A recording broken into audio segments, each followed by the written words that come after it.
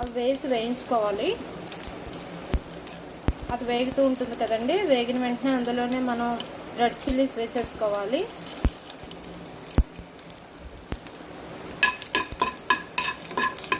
సిమ్లో పెట్టి చేసుకోవాలండి, ఇది కొంచెం తొందరగా ఫ్రై అయిపోతాయి కదా. మనం గార్లిక్ వేయాలి, అందులో గార్లిక్ కూడా వేసి ఫ్రై చేయాలి. చేసి గార్లిక్ కొంచెం ఫ్రై అవుతూ ఉంటే అందులోనే మనం ఆనియన్స్ కూడా వేసేసుకోవాలి. మంచి స్మెల్ వస్తుందండి, చూసారు కదా.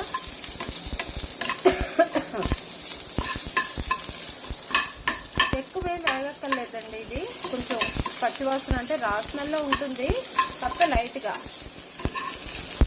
ఫ్రై చేసుకుంటే సరిపోతుంది. ఇందులో లైట్గా పసుపు వేసుకుని, చింతపండు వేసేసుకుని, ఉప్పు, చిన్న తీపి లైక్ చేసే వాళ్ళు చిన్న షుగర్ వేసుకుని